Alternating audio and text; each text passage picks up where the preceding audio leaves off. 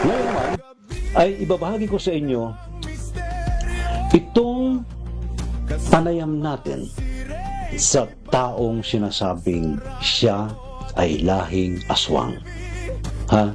Kasama niya yung isa nating kaibigan, si Shaman Tupe. At ito, ito yung panayam natin kay Ma'am Glory Jane na sinasabing siya raw ay lahing aswang. Pero kaiba dun sa paniniwala ng karamihan na dapat siyang katakutan dahil siya mismo ay meron siyang misyon na ibahin yung imahe, yung pagkakilala ng taong bayan sa mga aswang.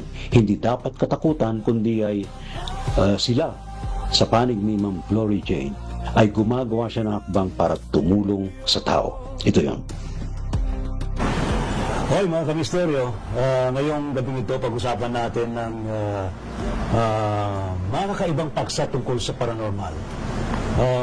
Sa ating ngayong tabi, of course, si Ma'am Jane, si Ma'am Glory Jane, and si Brother Shaman Tupe.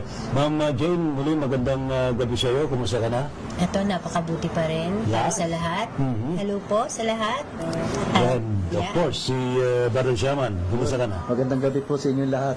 Yan, itabi mo lang konti. Maganda yung tandem nitong dalawa eh. Ito ay Shaman, yung isa ay saring Shaman. Parang shaman, di ba? Parang Healer ka, also, you're also a healer. Yeah. Ngayon, unang-una, ang ating discussion ngayon,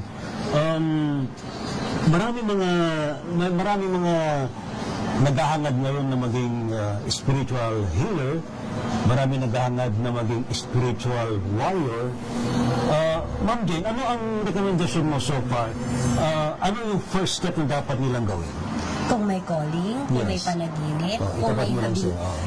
Para sa akin kung unang hakbang is kung may calling, kung may panaginip, kung may mainit na palad, may kaisipan at lakas ng loob at may pananalig. Okay. Hindi lang basta pananalig, kundi lakas ng loob, tatag, tibay ng kaisipan at puso. Magiging manggagamot, magiging kombatero, o kung ano man ang nais mo. Hindi lang ito basta calling. Kumbaga, ito ay obligasyon, responsibilidad. Kung may puso ka para sa iyong kapwa, may tinatawag talaga tayong pwede kang maging katulad na. Pero ilang years ka nang nagpa-practice ng ganito sa larangan spiritual? Since birth ba? Since childhood? Ako kasi pinanganak ako ng Sabado de Gloria. So, kaya pala Glory Jane ang pangalan. Yeah. At ang lahi, nalaman na natin. at ang lahi talaga namin ay nagpapaanak at albularyo. So, nagpapasapi. Para sa amin, walang camera noon. Nagpapasapi, kinakausap kung sinong nasa katawan. Kung elemento o kung aswang, hindi kami madamot. Kung ano lang ang gusto ng panahon at ang kapalaran. Kung ito'y karma, parusa. Kung ito'y nasa kaisipan na pagtulong sa kapwa o elemento. Hindi para ito ipagdamot. Kumbaga, ang habilin sa akin ay ipakita na maluwag ito para sa mga gustong matuto. Pero ipinasa sa iyo ito? Itinuro sa akin, 9 years old, nagpapasabi, nagpapaanak. Para sa akin, ang puso ang importante. So, pero meron lang kasing ibang connotation sa sapi. When you say sapi, ano yung pinapasapi sa tao? ang pagpapasabi ay isang proseso upang malaman kung may gumagambala, kung may elemento o kaluluwa na gustong may pag-usap. Hindi dahil ang bahay ay malas, kundi hindi rin dahil ito ay swerte, kundi kung ano ang nandito, kung sino ang nandito sa bahay. O higit sa lahat, kung nasa lugar ay merong elemento na gustong may pag-usap. Kaya ang parating panawag ang pinaka-importante. Panawag, sino ang nandito, bakit ka nandito, anong kailangan mo, gusto mo bang tumawid. Yung pasapi, talagang doon mo nadidetect kung ano yung problema. Oo, pero yun ay walang gadget. Nagsimula talaga ako sa Actually, palad. ito yung tinatawag na traditional methodology, no? Yeah. So, ang aming sandata noon ay ang sigarilyo ang dahon. And, okay, 9 years old, tutupiin ng dahon, iyo si tatawagin ko ikay may kapre, o di kaya ay pagtapik sa pasyente na kailangang pasapian. So hanggang ngayon, yun pa rin ang tinuturo ko, walang Latin, walang librong binabasa. Yes. So, mula Mula noon hanggang ngayon may panuso. So, yan po si Ma'am Jane, mga kaibigan. Si Brother Shaman Tupe, ikaw, kailan ka ba nag-start nito? Actually, siguro nung first year, second sem nung bumigay yung katawan ko, naranasan ko yung near-death experience. Nag-near-death ka? Oo, nakita ko yung sarili ko doon sa kama. Paano ka nag-near-death? Na-aksidente ka? Hindi, umina yung katawan ko, lahat bumagsak. Tapos nung nakita ko dinala ko sa ospital, nakita ko lang yung sarili ko nakayanan sa kama. Tapos may umawag sa akin lalaki, lumipad kami. Tapos may mga vision ako na may kausap ako, si Jesus Christ, kausap ko si Mama Mary. Pero that time, nung nagising ako, hindi ko pa alam na may calling na pala ako. So, nabuksan yung third eye ko, nakakita ako ng mga spirito, tsaka mga laman lupa. Pati, kasi meron akong tinatawag na yung vision kasi parang balintataw. Nakikita ko yung mangyayari pa lang. May ganun akong vision eh. Tsaka nakikita ko yung imprint ng nakaraan. So, nung nagkaroon ako ng calling nung may nakilala akong manggagamot na sinabing, meron ka na. Enhance mo na lang hanggang sa nalaman ko na divino pala ako. Kasi sabi nga nila, pag divino raw, andyan yung makikita ka mga anghel na pwede maging gabay mo or swerte mo kung makikita mo rin yung talagang yung pang-Diyos natin. Ganon. Doon ako nag-start. So, near-death ka, Brother Shaman Tupe, nakarating ko rin ba sa langit mo? Actually, hindi pa totally langit yun eh. Parang napuntahan ko lang is yung talagang sinatawag ng purgatorio kung saan napupunta lahat yung mga kaluluwa na nag-aantay ng time nila. Tapos doon kasi titignan kung gaano kabigat yung kasalanan mo tsaka kung gaano karaming kabutihan na ginawa mo. Ganon yung napuntahan ko. Tapos yung pagbalik ko, doon ko na nalaman na pwede na pala ako manggamot. So, nagsimula ka rin sa gamutan? Oo. Tapos hanggang sa may nagturo sa akin ng orasyon, tapos nag-alaga ako ng mga medalyon na nagiging sandata ko. Pero usually, ang kadalasan na ginagawa ko talaga is praying, dasal. Ganun. Meron bang time na nag-atubili kayo na tanggapin yung kanyang mission? Brother Shaman, ikaw mo na mauna. So, actually, di ba, alam mo naman, Brother Ray, kung gaano kalaki yung struggle na nangyari sa buhay ko. Na talaga nawalan ako ng trabaho, di ko alam kung saan ako kukuha ng gagastusin ng family ko. Pero sabi ko nga kayo sa Lord, kung binigyan mo ako ng responsibilidad, bigyan mo naman ako ng isa pa na pwede kong kuhanan ng pangkabuhayan. So yun, at least kahit paano nagkaroon ng answer yung hinihingi ko. Kaya sinasabi ko nga na ibinigay sa akin pinagkaloob niyo sa akin tong ability na to, ibabalik ko sa tao na walang kabayaran. Ganun naging katwiran ko eh. Pero kailangan meron parang exchange of energies yun, di ba? Actually, pero pag tumatanggap talaga ako ng pera, nagkakasakit ako eh. Kaya ang ginagawa ko na lang, kahit na nakakapagod yung Kakabayin ka na lang. pupunta ako yung pasyente. Talaga sinasabi ko, pagkapayin nyo na lang ako. Pero meron siyang good in return talaga eh. Na, sabi ko, sana maging ganito naman yun. Yung hindi ko sinasabi sumobra pera ko, pero yung maging sapat lang. Sa kabilang banda naman, kahit na wala kang tatanggapin, meron pa rin bibigay sa universe. May binibigay yung Diyos na kapalit. Pag ginawa mo ng kabutihan yung kapwa mo. Ulitin ko kay Ma'am Jane yung tanong, Ma'am Jane. Ikaw ba yung nag-atubili ba? Sabi mo kasi 9 years old. Yeah. Nag-start ka.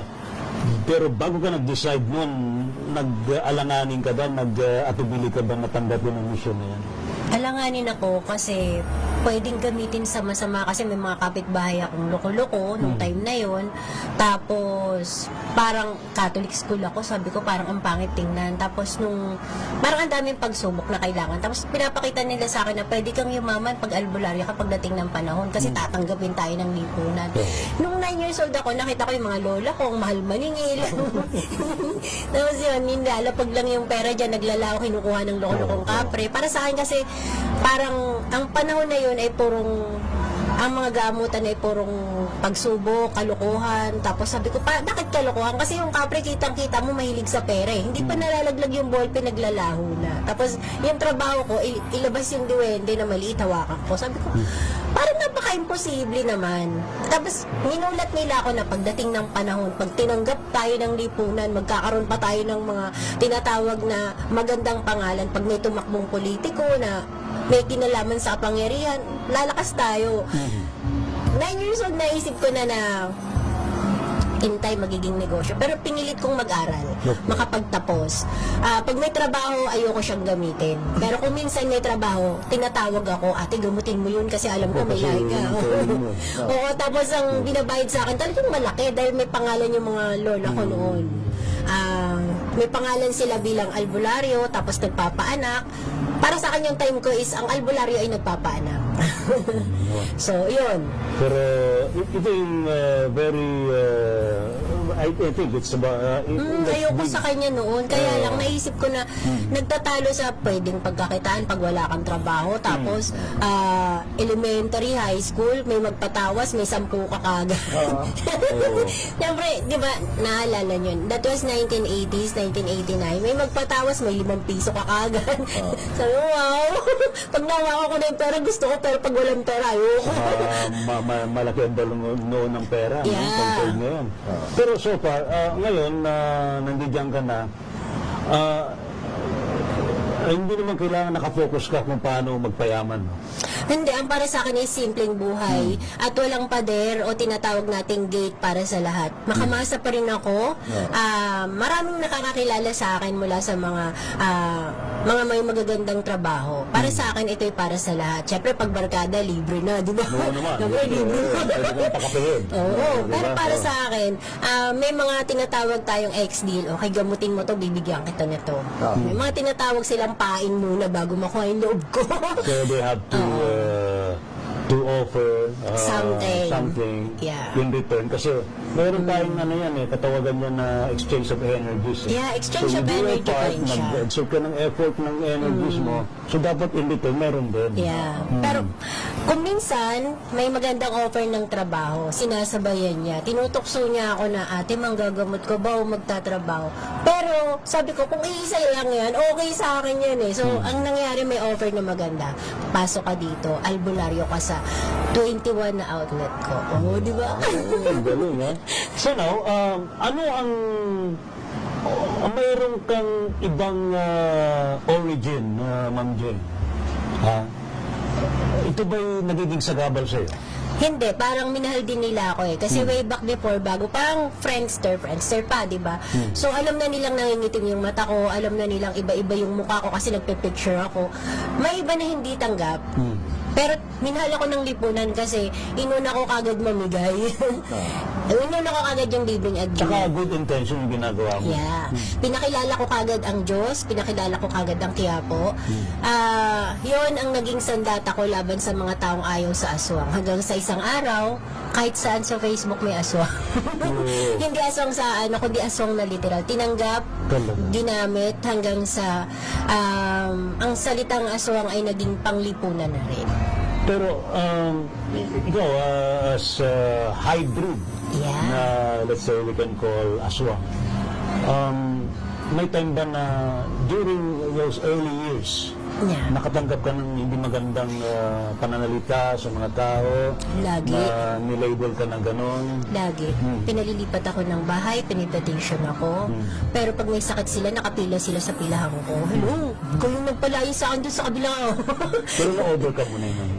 Para sa akin hanggang ngayon meron pa rin. Pero para sa akin, pinagtatanggol ako ng nagmamahal sa akin. Pinagtatanggol ako ng natulungan ko ng buong puso. Para sa akin, ang dami kong tinatawag na atraso na hindi ko naman alam. Mga sumapi na ako daw na hindi ko alam. Tapos sabi ko, para sa akin pinanindigan ko yung sarili ko. Pangalan ko pa rin ang dala ko. Tunay na pangalan ko.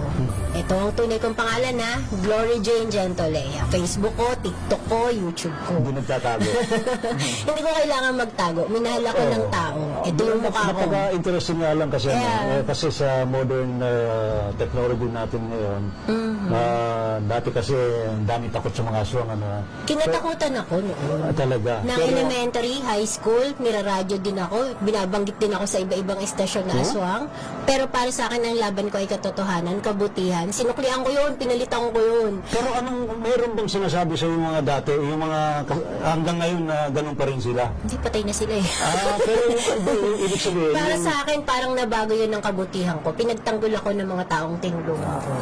wala bang nag-discourage sa'yo na Halos lahat diniscourage ako. Tapos halos lahat sinabi na, mama naman, ma'am siya naman. Pero Pag nalaman niyo yung advocacy ako, yung legacy iniwan ko sa puso niyo, siguro mamahalin niyo ako. Kung kinilala nila muna ako mabuti. Kasi inaaway ako nang hindi ako kilala. Tinutulig sa ako ng bago ko lang nakilala. Bago ko lang nakilala, may nagdi-discourage siya. Huwag mong kaibiganin yan. Masama yan. May mga divino na inaway ako, na sabi ko, divine din naman ako Divino Mahika Negra nga lang. Di ba? Pero para sa akin, siguro mas malinis ako kaysa sa kanila. Kasi kung minsan pag titingnan mo sila, hindi lahat perpekto. Pero para sa akin, ang pagtuturo ko ay may Diyos din naman sa puso ko. Pero kung Saka titingnan maganda mo, kasi ganun, Jane, pinapakita mo yung good effort mo sa tao, good deeds, na sa kabila ng iyong origin, ay kaya mong gawin yun sa kabutihan. yeah, mas kilala nila ako kung paano akong gumalaw. Memoryado ko ng mga nakakakilala sa akin. Si Brother Shaman, ikaw Brother Shaman, marami ka naman naka-encounter na mga aswang. Actually, lagi ako may nakakaharap niyan. Pero syempre, alam nila kung ano yung kakayahan ko. Alam ko rin kung ano yung kakayahan nila. Kumbaga, nirespeto ko na lang sila. Nirespeto din nila ako. Kasi hindi naman pwedeng, ayoko yung kumbaga parang hindi ko sila kailangang husgahan. Yun na, aswang ka, masama ka na kaagad. Actually, yun ang keyword. Respect. Di ba? If you respect other people, dapat kung gusto mong respetuhin ka, respeto pa rin ang Kahit kapwa. yung mga katadong ibang mga tao na sinasabi lang, Shaman, meron kasing may elemento rito sa bahay namin ganyan. Sabi ko, kailangan nyo pa bang makita ang isang bagay bago kayo respeto? Tama, oo. Ikaw, ang Diyos ba, nakita nyo na? Pero hindi, di ba? Pero may respeto nyo. respeto Ganun natin, lang. Kumbaga, lahat ng nandito sa mundo, hindi yan parang putok sa buo na bigla lang lumitaw. May mga reason yan kung bakit sila nandyan, kung bakit may tao ang mundo. Kaya dapat lang i-respeto. May nagtatanong tuloy kay Ma'am Jane. Ma'am Jane ba, ikaw ba nagpapalit ba ng anyo? Para sa akin, ang kapasidad ko, minsan hindi ko kontrolado yung sabi mo nga kanina, sobrang tanda, tapos habang tumatagal, gumaganda. Ay, maganda ba? Ganun nga rin ano. Pero, ang pagpapalit ng anyo, mahirap na sa panahon ngayon. May dasal talaga ng pagbabagong anyo. Pero, meron bang gumagawa ng ganun? Yun ay pagtuturo pa rin. Yun ay nasa ilalim ng tinatawag nating malikmata. Talaga? Mahirap na maging pusa. Siyempre, alagaan ka. Mahirap ding maging manok. Maluluto ka. Oo. Saka yung isa pang controversial sa mga aswang, yung nag-aalaga rin ng mga sigbin. Kayang-kaya naming magpaalaga ng singpin kung yun ay pagpapayaman, prosperity, abundance. Pero may batas pa rin na sinusunod ng tao. Ang pananalig pa rin sa Diyos ang pinaka-importante. Meron namang sigbin na yun ang anyo. Meron naman talaga na kailangan mo dahil nahirapan ka sa buhay. Pero para sa akin, ang sigbin talaga ay para lang sa may gusto nito. At may nilalaanan.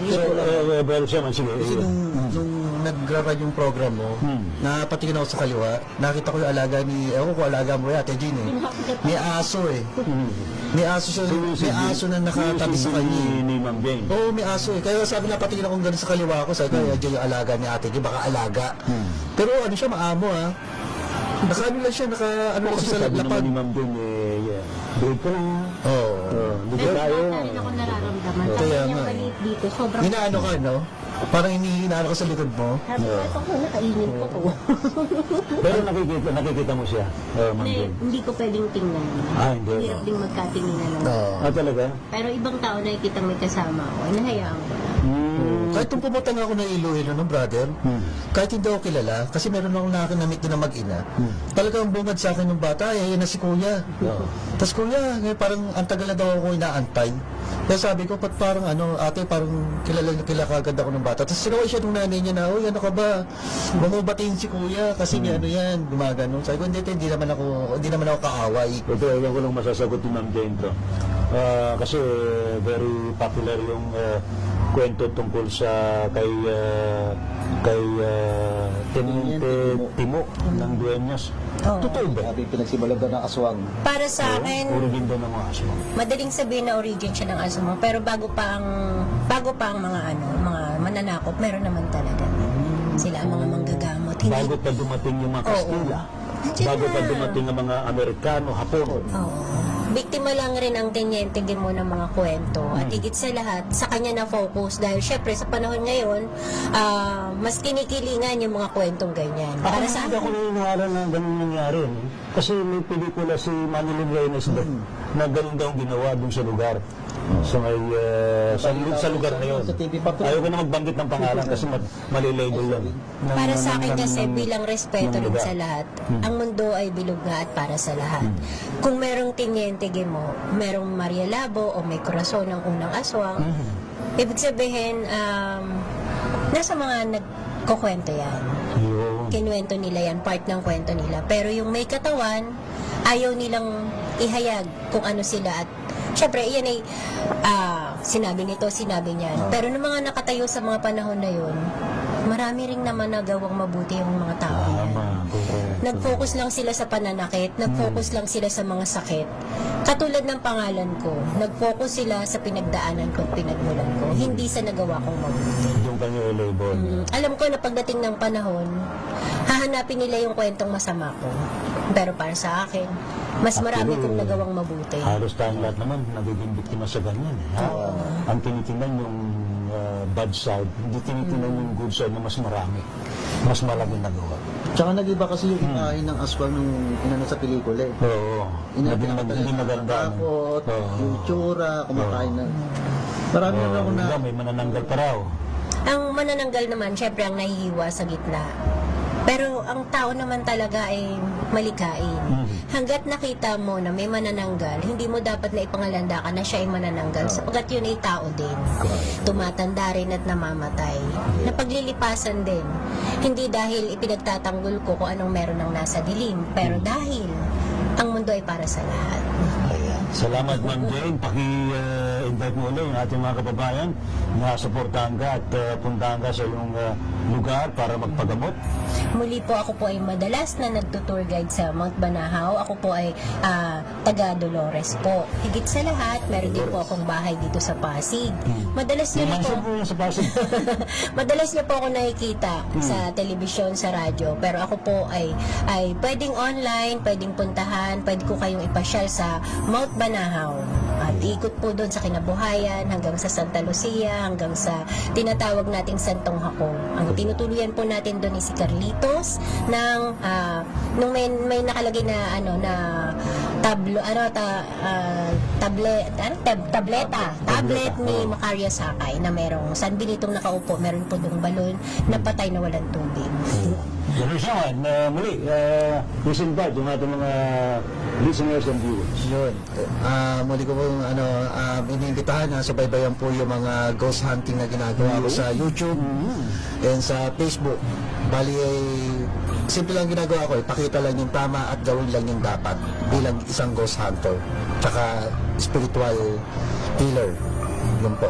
Si Shaman Tapos sa kanyang YouTube channel, mga kaibigan. Maraming salamat, Ma'am Jane. Thank you so much sa iyo. And of course, si Brother Sham.